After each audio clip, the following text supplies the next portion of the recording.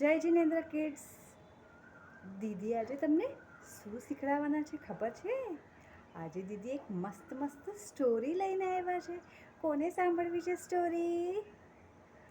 Okay, મને કહેશો કે આમાંથી કોણ કોણ ફ્રેન્ડ્સ છે? આજે દીદી ટુ ફ્રેન્ડ્સની સ્ટોરી કહેવાના છે. ઓકે, અચ્છા, રિયા અને પ્રિયા ફ્રેન્ડ્સ છે. હા, એટલે બાજુમાં બેઠા છે. અને ક્રિશ અને ધ્રુવીન ફ્રેન્ડ્સ છે. અચ્છા, અને તમારા સ્કૂલમાં કોણ કોણ ફ્રેન્ડ્સ છે? મને કોણ કહેશે? પ્રિશા કહેશે. ઓકે પ્રિશા. દીદી મારી ફ્રેન્ડ ક્રીના છે. અરે વાહ, સરસ, વેરી ગુડ. હર્ષ. ઓકે, તો દીદી છે ને આજે તમને ટુ ફ્રેન્ડ્સની સ્ટોરી કહેવાના છે. તો તમે બધા એક્સાઇટેડ છો? ઓકે, ચલો લેટ્સ સ્ટાર્ટ. તમને સાંભળવી છે ને સ્ટોરી? અને ટુ ફ્રેન્ડ્સ કેવા હોય? સાથે સાથે પ્લે પણ કરે અને મસ્તી પણ કરે. તમે પણ કરો છો ને બધા? યસ ઓર નો? યે. અને ક્યારેક ફાઇટિંગ થાય? હા દીદી, હા. તો ફ્રેન્ડ્સ હોય તો હેપી બી હોય અને સેડ બી થાય, રાઈટ? હા. તો આજે છે ને દીદી તમને મસ્ત સ્ટોરી કહેવાના છે ટુ ફ્રેન્ડ્સની. તો બધા રેડી છો? તો બધા રેડી છો કે નથી? હા, બધા રેડી નથી લાગતા મને તો. કેમ કે બધાએ તો એકદમ આમ સેડ થઈને બેઠા છો. અગર હેપી હોય તો મસ્તથી હેન્ડ ફોલ્ડ કરીને બેક સ્ટ્રેટ રાખીને બેસો. તો પછી દીદી તમને શીખડાવશે ને, તમને એકદમ ઇઝીલી યાદ રહી જશે. પછી ઘરે જઈને તમે મમ્મીને પણ કહી શકશો ને. હા, ઓકે, ચલો લેટ્સ સ્ટાર્ટ. આજે દીદી તમને એક સ્ટોરી કહેવાના છે.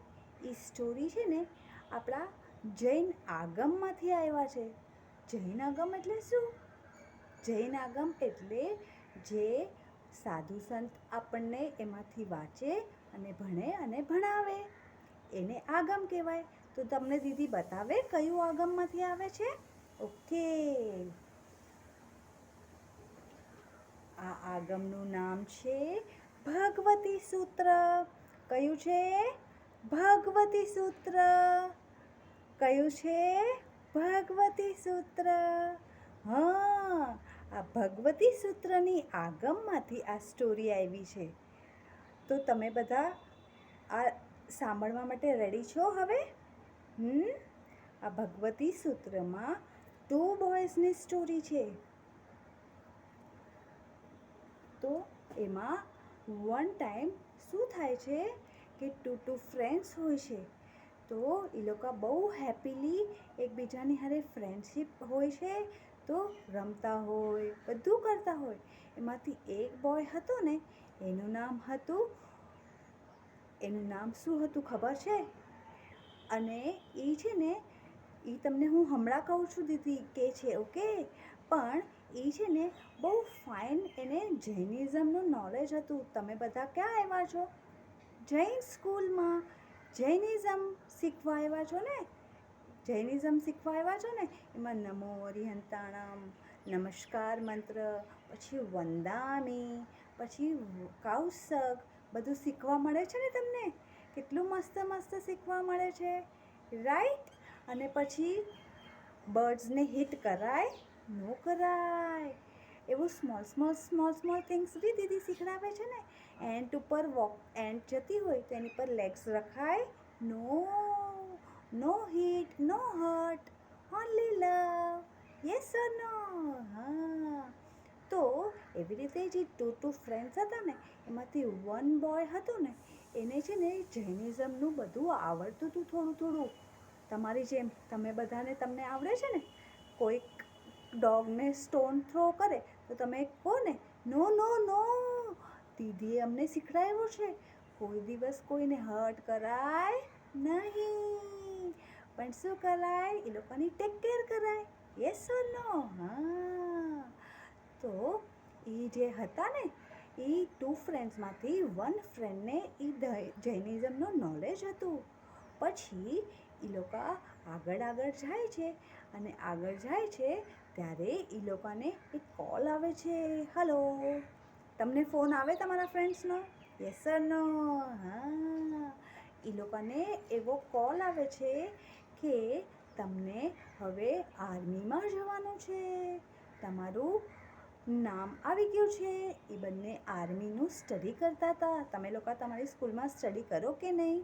Yes or no? હા, એવી રીતે એ લોકો આર્મીમાં સ્ટડી કરતા હતા. તો આર્મીનું સ્ટડી કરતા હોય તો એ લોકોને ત્યાં લેન્ડ પર જવું પડે. જેમ સોલ્જર્સ હોય તો એ લોકો આપણા કન્ટ્રીનું પ્રોટેક્શન કરે ને. હા, એવી રીતે એ લોકોને ત્યાં જવાનું હતું આપણા કન્ટ્રીને પ્રોટેક્ટ કરવા માટે. અને પછી ત્યાં શું થયું? ત્યાં શું થાય? ફાઇટ થાય ને વન કન્ટ્રીથી બીજા કન્ટ્રી સાથે. તમે લોકો ફાઇટ કરો તો તમે લોકો પણ ફાઇટિંગ કરો ને. એવી રીતે પણ એ ગુડ અને બેડ માટેનું હોય. તો ત્યાં એ ફાઇટ માટે જવાના હતા. તો ફાઇટ માટે જવાના હતા ને તો ત્યાં પછી ફાઇટિંગમાં એ લોકોને શું લાગી ગયું? એરો લાગી ગયો.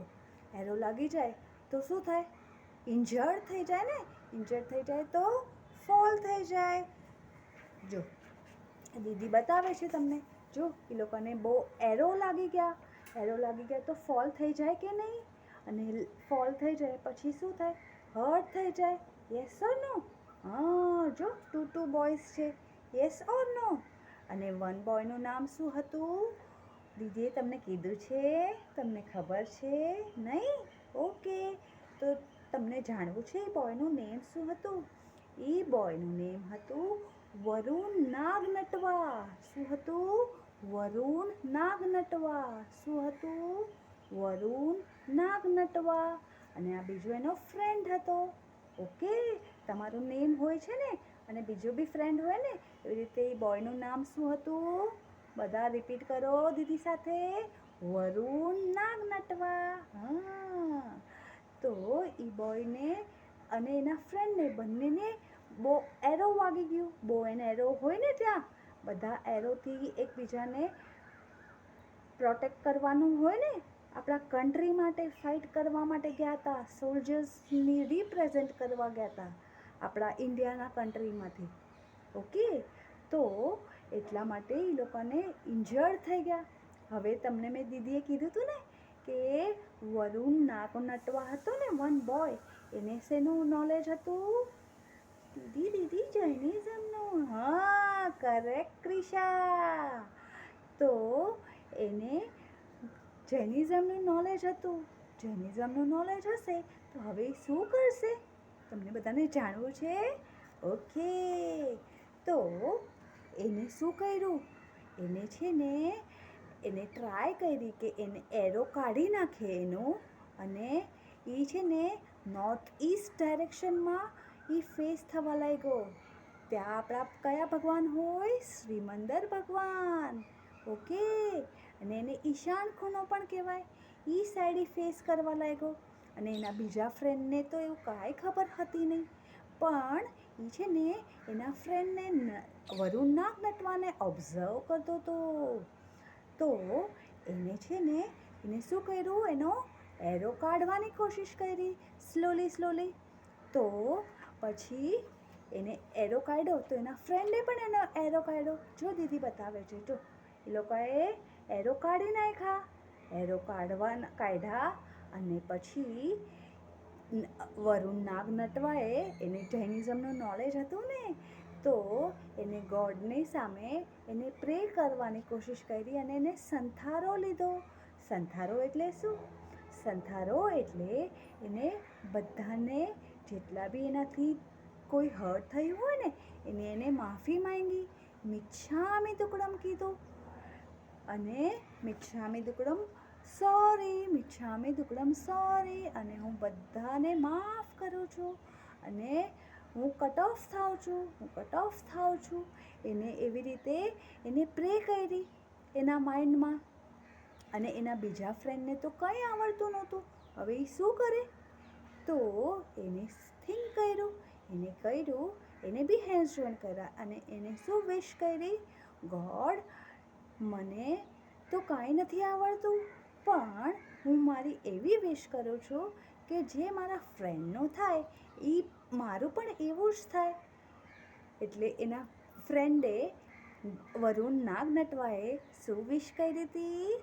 કે હું બધાને માફ કરું છું, કોઈને પણ હર્ટ કર્યું હોય એને હું માફ કરું છું, સોરી કહું છું, મિચ્છામી દુક્કડમ કરું છું, અપ્પાણમ વોસિરામી કરું છું. અને પછી એ બંને બોયઝ શું થઈ ગયા? ડાય થઈ ગયા. અને ડાય થઈને પછી ક્યાં ગયા ખબર છે? એ બંને જણા ક્યાં ગયા? એ બંને જણા ડાય થઈને દેવલોકમાં ગયા. એમનો બર્થ દેવલોકમાં થયો. જો આ શું છે? દેવ વિમાન. દેવલોકમાં એમનો જન્મ થયો. ઓકે, તો એ લોકોએ કેવા ભાવ કર્યા હતા વરુણ નાગનટવાએ? ગુડ ભાવ કે બેડ ભાવ? ગુડ ભાવ. એને એ લોકોના કેવા ઇમોશન્સ હતા? Good or bad? ગુડ. એને કોઈને હર્ટ કરવું હતું? નો. અને એને શું કર્યું? બધાને માફ કરી દીધા, સોરી કહી દીધું. ઓકે, તો આપણા જૈનિઝમમાં શું કહ્યું છે ખબર છે? એટલે આ સ્ટોરીમાંથી આપણને શું શીખવા મળ્યું? આપણે કોઈને હર્ટ કરવું જોઈએ? નો હર્ટ. અને હર્ટ કર્યું હોય તો શું કરવાનું? સોરી, મિચ્છામી દુક્કડમ, અપ્પાણમ વોસિરામી. ઓકે, અને બધાને ફોરગીવ કરી નાખવાનું. અને પછી એને કેવા ભાવ કર્યા હતા? ગુડ ભાવ. યસ ઓર નો? તો તમે બધા પણ ગુડ ભાવ કરશો કે નહીં? હા. અને તો આપણા જૈનિઝમમાં શું કીધું છે? આપણે જેવા ભાવ કરીએ એવી આપણી ગતિ થાય. એટલે એ લોકોના કેવા ભાવ હતા? ગુડ ભાવ હતા ને? ક્યાં જન્મ થયો? દેવલોકમાં. હા. તો આપણે એમાં ઓલવેઝ કેવા ભાવ રાખવા જોઈએ? Good. Yes or no? Okay, તો બધાને સમજાઈ ગયું? તો મને કોણ કહેશે કે આ સ્ટોરીના એક કેરેક્ટરનું નેમ શું હતું? કોણ કહેશે? પિંકી કહેશે? હા, પિંકી, શું હતું કેરેક્ટરનું નેમ? બોયનું નેમ શું હતું? વરુણ નાગનટવા. કરેક્ટ. Very good. બધા હર્ષ કરો. યે. ઓકે. અને મને કોણ કહેશે કે આપણા આગમનું નામ કોણ હતું? કોને યાદ રહી ગયું છે? હા, ભગવતી સૂત્ર. દીદી વન્સ મોર બતાવી દે છે. કયું હતું? ભગવતી સૂત્ર. કરેક્ટ. Very good. બધાની બહુ મેમરી શાર્પ છે. વાવ, વેરી ગુડ. બહુ સરસ. ચાલો, લેટ્સ ડુ. હવે આપણે એક વર્કશીટ કરશું. ઓકે, આ શું છે? વર્કશીટ. આપણા ઇમોશન્સ એટલે આપણા ભાવની વર્કશીટ છે. હવે આપણે કામ રહીએ છીએ, વરીડ રહીએ છીએ કે સેડ રહીએ છીએ કે એંગ્રી રહીએ છીએ? ઓકે, આપણે આમાંથી અહીંયા આપણો વન સેન્ટેન્સ લખવાનો છે. તમે લોકો લખશો? ઓકે, તમને સ્ટોરી સમજાઈ ગઈ? ઓકે, ચાલો વર્કશીટ કરીએ હવે. જય જિનેન્દ્ર. Thank you Didi.